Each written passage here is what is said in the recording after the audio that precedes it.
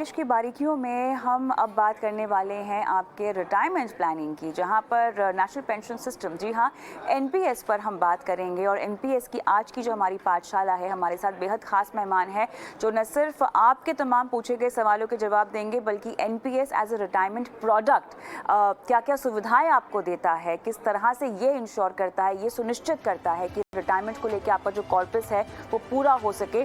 हमारे साथ इसके लिए खास मेहमान जुड़ गए हैं। पीएफआरडीए की सीजीएम मोनू फोकॉन सर जुड़ गए हैं। मोनू सर, बहुत बहुत स्वागत है आपका एक बार फिर से ईटी मनी बनो अपना फाइनेंस मिनिस्टर में।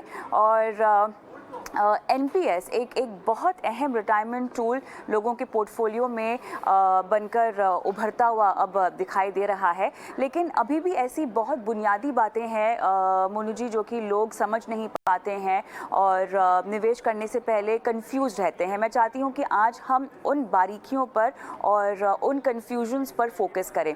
पहला सवाल तो मुझे आपसे यही पूछना है, क्योंकि आप एक ऐसी संस्था से हैं जिसके अंतर्गत एनपीएस आता है, आपके पास बहुत सारे सवाल आते होंगे निवेशकों के, लोगों के जो एनपीएस में शायद निवेश कर चुके हैं या निवेश करना चाहते हैं।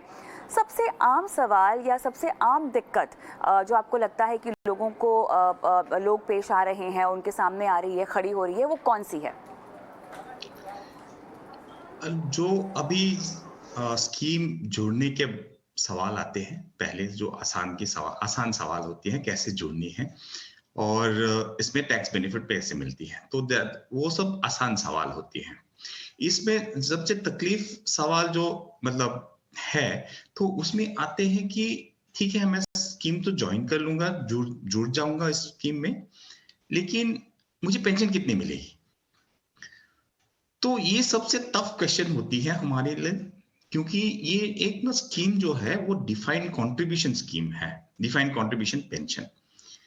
इसमें हम बोलते हैं कि आप जितनी कंट्रीब्यूशन करेंगे उस स्कीम के अंदर, इसकी आप जो निवेश कैसे करेंगे, कौन सा इंस्ट्रूमेंट में करेंगे, आप लास्ट में मैच्योरिटी में आप कितनी परसेंटेज आपकी कॉर्पस की एन्युटी लेंगे। तो ये सब सवाल ना बहुत ही बारीकी से समझाना पड़ता है कि फाइनली मुझे कितनी पेंशन मिलेगी। तो हम बोलते हैं कि आप कितनी कंट्रीब्यूट करोगे, that is one part. Next part होती है आप कैसे इन्वेस्ट करोगे जो कंट्रीब्यूशन जा रही है, कौन सा एसेट क्लासेस में। और लास्टली होती है आप कितनी परसेंटेज आपका जो कॉर्पस बनेगा एट 60 ईयर, 7 साल में, आप कितनी परसेंटेज उसको यूटिलाइज करेंगे एन्युटी खरीदने के लिए। चलिए, लेकिन यहाँ पर अब मैं थोड़े से बेसिक्स में जाना चाहती हूँ, क्योंकि दर्शकों को समझाना बहुत ज़रूरी है कि एनपीएस काम कैसे करता है। टियर 1 टियर 2 अकाउंट जो कि आप अमूमन सुनते आए हैं, उनका मतलब क्या है। शुरुआत करते हैं एनपीएस के ढांचे से। और मेरे ख्याल से मोनू सर, ये ऐसी हमारी एक्सरसाइज है जो हमें आने वाले बहुत हफ्तों में लगातार करती रहनी पड़ेगी, क्योंकि ये बारीकी से और जो बेसिक इन्फॉर्मेशन है ना, लोगों को वही शायद समझने में थोड़ी सी दिक्कत आती है। तो एनपीएस का स्ट्रक्चर मुझे समझाइए। स्ट्रक्चर से मेरा कहने का मतलब है कि कैसे आपके पैसे निवेश किए जाते हैं, कहाँ निवेश किए जाते हैं, किस तरह से हमें रिटर्न एक्सपेक्टेशन अपनी रखनी चाहिए। ढांचा क्या है इस स्कीम का? बेसिकली ना एक जो कॉन्सेप्ट आया हुआ है, ग्लोबली यही कॉन्सेप्ट आया है, डिफाइंड कंट्रीब्यूशन पेंशन प्लान है। मतलब इस पेंशन के लिए एम्प्लॉय नहीं तो सिटीजन्स अपना पेंशन के लिए खुद अपने की एक कॉर्पस तैयारी करते हैं। सो दैट इसीलिए उसको बोलते हैं डिफाइंड कंट्रीब्यूशन पेंशन। तो इसमें क्या होती है कि आप स्कीम में जुड़ जाइए। स्कीम का जुड़ जाने के लिए दो ही कंडीशंस रहते हैं, आप इंडियन सिटीजन होना चाहिए। नेक्स्ट कंडीशन होता है कि 18 साल मिनिमम एज होना चाहिए और मैक्सिमम 70 ईयर्स तक आप जुड़ सकते हैं स्कीम में। तो ये दो कंडीशंस होते हैं जुड़ने के लिए स्कीम के अंदर। एक बार आपने स्कीम में जुड़ गया तो आपकी अकाउंट एक खुल जाती है, जो पेंशन अकाउंट है वो टायर 1 हम लोग सिस्टम में नॉमेनक्लेचर देके रखे हुए हैं उसको आइडेंटिफाई करने के लिए। सो इसी टायर 1 अकाउंट में जो पेंशन अकाउंट हुआ है वो इंडिविजुअल पेंशन अकाउंट है, वो खुद की अपनी नाम से होती है। और ये ना आपका एक जो नंबर दिया जाएगा वो कांस्टेंट रहेगा, जैसे आप पोर्ट करते हैं ना, मतलब जैसे फोन नंबर होती है जो कांस्टेंट रहती है, ये कांस्टेंट रहेगा आपके पूरी एम्प्लॉयमेंट लाइफ के, वर्किंग लाइफ के अंदर। तो इसमें आप कंट्रीब्यूट करते रहेंगे 60 इयर्स तक। तो ये जो कंट्रीब्यूशन जो होती है सब्सक्राइबर के ऊपर, उनकी पूरी चॉइस है ये इन्वेस्टमेंट कैसे होंगे। हम लोग ऑप्शंस देके रखे हुए हैं, इक्विटी 75% तक इन्वेस्ट हो सकती है, मतलब अपने 100 रुपये कॉन्ट्रीब्यूशन किया हुआ है, उसकी 75 रुपए इक्विटी में ही जा सकते हैं मैक्सिमम, और बाकी जो अमाउंट है वो कॉर्पोरेट बॉन्ड नहीं तो गवर्नमेंट सिक्योरिटीज में जा सकती है। नहीं तो रिस्क एपिटाइट के हिसाब से आप 100% कॉर्पोरेट बॉन्ड और 100% गवर्नमेंट सिक्योरिटीज में भी पैसा दे सकते हैं, मतलब जो कंट्रीब्यूशन अमाउंट है वो ऐसे इन्वेस्ट होंगे। और 5% हम लोग बोले हुए हैं कि मैक्सिमम आप ऑल्टरनेट इन्वेस्टमेंट्स में भी डाल सकते हैं। सो रिस्क एपिटाइट के अनुसार आपको ये चूज करना पड़ेगा कौन सा पोर्शन कितने में जाएंगे। यदि कोई सब्सक्राइबर बोलते हैं कि मुझे इतनी आती नहीं है, तो हम 3 ना लाइफ साइकिल फंड बना के रखे हुए, ऑटो साइकिल मतलब ऑटो पोर्टफोलियोज, जहां इक्विटी, कॉर्पोरेट बॉन्ड और गवर्नमेंट सिक्योरिटीज का प्रोपोर्शन डिफाइंड होते हैं। मतलब एक है जो एग्रेसिव फंड है वो सब 75% इक्विटी होती है, जो मॉडरेट है वो 50% इक्विटी है, एक कंजर्वेटिव फंड है जो 25% इक्विटी होती है, बाकी आपको डेट में कॉर्पोरेट बॉन्ड्स और गवर्नमेंट सिक्योरिटीज में लगती है। तो जैसे नहीं अपनी इसको कॉन्ट्रीब्यूशंस को जैसे ही अपने एसेट एलोकेशंस में डिवाइड किया हुआ है, उसी हिसाब के आपका रिटर्न्स होगा। यहाँ पर मार्केट्स में ज्यादा बोलते, मतलब ये कहावत होती है, जितनी रिस्क लेंगे उतनी रिटर्न्स आती है, मतलब higher the risk higher the returns. So risk appetite के अनुसार आपको ये चूज करना पड़ेगा। सो वंस ये चूज हो गया और जैसे भी इन्वेस्ट हो गया, उसमें ऊपर आपके रिटर्न्स आएंगे, कॉन्ट्रीब्यूशंस जाते रहेंगे, रिटर्न्स आते रहेंगे, तो कॉर्पस बढ़ती जाएगी। तो अल्टीमेटली मैच्योरिटी होना है, इसको मैच्योरिटी तो आनी है, तो 60 इयर्स हम लोग मानते हैं कि नॉर्मल मैच्योरिटी है, इसको पैसा को कस्टमर सब्सक्राइबर्स ले सकते हैं। इसमें बोलते हैं कि जितनी भी कॉर्पस उसमें हो गया, 60% हम लोग उनको कैश में देंगे, उनकी बैंक अकाउंट में ट्रांसफर कर देंगे मैक्सिमम, और 40% उनको एन्युइटी प्लान एक खरीदना पड़ेगा इंश्योरेंस कंपनी से, क्योंकि वहीं से ही पेंशन आपको डिराइव होगी। अब ये टियर 1 और टियर 2 जो खाता होता है मोनू सर, ये कितना ज़रूरी होता है? कौन सा खाता ज़रूरी है? हम जो निवेश करेंगे वो निवेश जो है वो किस खाते से जाएगा? इन दोनों अकाउंट्स का महत्व क्या है पूरे एनपीएस के पोर्टफोलियो में? तो ये जब आप स्कीम से जुड़ते हैं तो टायर 1 अकाउंट ऑटोमेटिक खुली जाती है, वो पेंशन अकाउंट हो गया। टायर 2 जो है वो ऑप्शनल अकाउंट है। टायर 1 क्या होते हैं कि इसमें आपको रेस्ट्रिक्शंस है विड्रॉयल करने के लिए। विड्रॉयल इन द सेंस कि आप जब भी जुड़ जाते हैं, आपको 3 साल के बाद आपका खुद का ही कॉन्ट्रीब्यूशन हम लोग देंगे विड्रॉ करने के लिए 25%, और उसके विशेष कारण भी है, जैसे आपकी बेटे का मतलब बच्चों की शादी होगी, पढ़ाई होगी, घर खरीदना हुआ, इलनेस हो गया फैमिली में, तो उस कारण के 7-8 कारण से उसके लिए ही आप वो पैसा विड्रॉ कर सकते हैं टायर 1, बिकॉज उसमें कॉर्पस भरनी है और वहीं से पेंशन मिलेगा, ऑब्जेक्टिव वही है। टायर 2 इसलिए बना था क्योंकि ये एनपीएस जो सिस्टम है वो गवर्नमेंट पुरानी पेंशन को रिप्लेस किया था।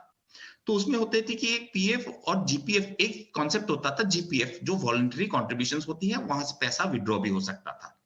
तो उसको कंपेंसेट, जीपीएफ को कंपेंसेट करने के लिए ये टायर 2 दिया था ऑप्शनल। तो इसमें ऑप्शनल में क्या है, जो भी सुविधा है, जो भी फीचर्स है, कैरेक्टरिस्टिक है, सब इसमें टायर 1 में जो पेंशन अकाउंट में टायर 2 में है, लेकिन ये ऑप्शनल है। आप सब्सक्राइबर खुल भी सकते हैं, नहीं भी खुल सकते। तो इसका महत्वपूर्ण ये है कि इसमें आपको फ्रीली विड्रॉएबल है। It is like an investment account, आप कभी भी जमा कर सकते हो, कोई लिमिट्स नहीं है। मिनिमम से मिनिमम 250 रुपए, अकाउंट खोलने के लिए 1000 रुपए ये टायर 2, और उसको आप निवेश करते रहिए और उसमें से विड्रॉ भी कर सकते हैं। इसमें एक ही चीज है कि जो कंट्रीब्यूशन जाएगी उसमें टैक्स बेनिफिट नहीं है, जैसे हम लोग का एक्सक्लूसिव टैक्स बेनिफिट है अंडर एटीसीसी D2, D1 में भी है 50,000 का। एटीसीसी D2 में एम्प्लॉयर कंट्रीब्यूशन का जो महत्वपूर्ण मतलब जो टैक्स छूट है वो सब टायर 2 में नहीं है, उसमें एम्प्लॉयर कंट्रीब्यूट नहीं कर सकता है। टायर 1 में ही एम्प्लॉयर कंट्रीब्यूशन जा सकता है, टायर 2 में नहीं। बोलो सर, ये बताएं फिर टैक्स इम्प्लीकेशंस जो हैं वो किस खाते में लगते हैं और कैसे लगते हैं? सब टायर 1 में ही सब कुछ बेनिफिट है। कंट्रीब्यूशन जो करते हैं उसको फर्स्ट जी। बेनिफिट आता है एटीसीसी D1। एटीसी में ही अंदर आता है 1.5 लाख के अंदर जो भी बाकी इन्वेस्टमेंट्स है, हमारा एनपीएस इन्वेस्टमेंट्स भी उसमें ही इंक्लूडेड है। एक हम्म। एक्सक्लूसिव टैक्स बेनिफिट जो है एटीसीसी D1B में है, उसमें क्या होती है कि 50,000 सब्सक्राइबर को एक्स्ट्रा टैक्स छूट आती है, डिडक्शंस मिलती है। यदि हम लोग इन सिंपल टर्म्स बताते हैं, सब्सक्राइबर्स को 2 लाख तक डिडक्शंस ले सकते हैं एनपीएस सब्सक्राइबर। और यदि एम्प्लॉयर कंट्रीब्यूशन कर रहा है तो एटीसीसी D2 के अंदर आते हैं, उसमें ये बेनिफिट आते हैं कि एम्प्लॉयर जितना कंट्रीब्यूट कर रहा है on behalf of the employ, तो 10% ऑफ बेसिक एंड डीए का वो भी डिडक्शंस अलाउड है। यदि आपका मतलब कॉस्ट टू द कंपनी जो हम लोग आजकल बोलते हैं कॉस्ट टू द सीटीसी होते हैं 10 लाख हो गया, तो 10% ऑफ दैट 1 लाख तो एम्प्लॉयर कंट्रीब्यूट कर सकता है, सैलरी 9 लाख हो जाएगी taxable salary. In simple terms में ये बताना चाहता था। अच्छा, पूरा सर ये बताएं कि अब अगर किसी शख्स ने एनपीएस में निवेश किया है और उन्हें अपना जो एलोकेशन है, जो अपना एक्सपोजर है वो बदलना है, तो उसके लिए क्या क्या प्रावधान है इस पूरी स्कीम में? किस किस एज तक आप अपनी जो पोर्टफोलियो की जो एलोकेशन है, एक्सपोजर है परसेंटेज वाइज, वो बदल सकते हैं? पोर्टफोलियो एलोकेशन आपको इक्विटी, कॉर्पोरेट बॉन्ड और गवर्नमेंट सिक्योरिटीज के अंदर आप कभी भी बदल सकते हो, 4 बार 1 साल में। ऐसा नहीं है कि हमने जो पहले ही चूज कर लिया वो हमेशा रहेगा ना, वो हम लोग कभी भी बदल सकते हैं। जैसे हमने बोला है कि एक्टिव चॉइस, हम लोग ये टर्मिनोलॉजी यूज करते हैं जब हम बोलते हैं कि मेरी कंट्रीब्यूशन की इतनी परसेंटेज इक्विटी में जाएगा, इतना परसेंटेज कॉर्पोरेट बॉन्ड में जाएगा, इतना परसेंटेज गवर्नमेंट सिक्योरिटीज में जाएगा, तो ये बोलते हैं हम एक्टिव चॉइस, ये बदल सकते हैं। और जो ऑटो चॉइस है, 3 मैंने बताया, एग्रेसिव, मॉडरेट एंड कंजर्वेटिव, उसमें भी आप दे सकते हो। तो ये सब बदलाव कर सकते हो 1 साल में 4 बार, 4 times in a year. And हम लोग बोलते हैं कि हमारे पास 10 फंड मैनेजर है तो एक को चुनना है, ये भी आप बदल सकते हो 1 साल में 1 बार। तो अब ये मुझे बताएं कि जिस तरह से आप एनपीएस में निवेश करते हैं, फंड मैनेजर आप बदलाव करते हैं, तो ये बदलाव करने की जो पूरी प्रक्रिया है ये कैसे होती है? जब आप एक फंड मैनेजर से निकल कर दूसरे के पास जाते हैं तो जो पैसे निकलते हैं या पैसे निकलते हैं या ये निकलते हैं, ये सिलेक्शन कैसे होता है? ये बस आप ऑनलाइन जाकर कर सकते हैं? क्या आप हमारा क्या जो अकाउंट है ये ना 24/7 आपको दिखेगा, मतलब आप ना एक्सेस मिलेगा। तो इसमें क्या होता है, हमने वेब लॉगिन देके रखा हुआ है, यूजर आईडी आपका होता है, जो जो account number, permanent retirement account number, Pran बोलते हैं, जो नंबर आपको मिलती है जिस टायर 1 अकाउंट का, टायर 2 का अकाउंट का एक ही नंबर होती है, तो उस नंबर ही यूजर आईडी होता है।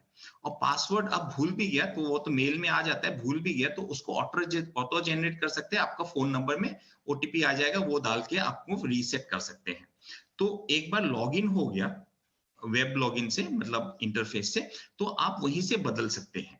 और दूसरी है उपाय है कि आप मोबाइल फोन से भी कर सकते हो, हमारा मोबाइल ऐप है, उसमें भी लॉगिन करके वहां से भी चेंज कर सकते हैं पेंशन फंड मैनेजर और एसेट एलोकेशन। और नहीं तो ये मोनू सर, दोनों मतलब सुविधाएं जी। है नहीं तो किसी के पास, तो वो अपने point of present distribution point, हमारे 90 डिस्ट्रीब्यूशन पॉइंट्स है जिनका 1 लाख करीब डिस्ट्रीब्यूशन पॉइंट्स है, पॉइंट ऑफ प्रेजेंस है, तो उनमें किसी में जाकर के एक फॉर्म भर के देने से हो जाएगा। मोनू सर, एनपीएस का जो खाता है क्या हम ऑनलाइन खोल सकते हैं? हाँ जी, वो खोल सकते हैं, आधार के थ्रू अच्छा। मतलब खोल सकते हैं। उसके बाद हमने डिजी लॉकर में डॉक्यूमेंट्स दे के रखे हुए हैं, आपने जैसे ड्राइविंग लाइसेंस दे के रखे हुए हैं, उससे भी खुल जाती है। नहीं तो CKYC के जो आइडेंटिफायर नंबर देते हैं उससे भी खुल सकती है। आप किसी म्यूचुअल फंड के सब्सक्राइबर है तो आपका कोई आइडेंटिफायर होगा KRA के साथ, जो रिकॉर्ड कीपर्स है मतलब म्यूचुअल फंड्स का, उनका आईडी दे करके भी खोल सकते हैं। मुझे ये तो बताएं कोई कि क्या हम पेपर जमा जी। करने की कोई जरूरत भी नहीं है, मतलब पेपरलेस ऑनलाइन आप ई साइन भी कर सकते हैं, उसमें मोबाइल ओटीपी आ जाता है, मेल में भी ओटीपी आता है, उसमें भी कर सकते हैं, नहीं तो आधार ई साइन भी कर सकते हैं। सो पेपरलेस मतलब 5 मिनट के अंदर आप एक अकाउंट खोल सकते हो ऑनलाइन। मोनू सर, ये बताएं मुझे कि खाता खोलने के बाद जो निवेश राशि होती है, क्या हमें वो एक साथ लमसम डालनी होती है या हम किश्तों में डाल सकते हैं, या एसआईपी का भी हम इस्तेमाल कर सकते हैं एनपीएस में? आप सभी सुविधा ले सकते हैं। एनपीएस में इतने फ्लेक्सिबिलिटी है कि हम अकाउंट खोलने के लिए सिर्फ 500 रुपए चाहिए। अच्छा। बाद में आप किसी भी अमाउंट कभी भी कंट्रीब्यूट कर सकते हैं। हम लोग ने कोई लिमिट भी नहीं रखा हुआ है कि आप इस साल भर भी इतना कर सकते हैं।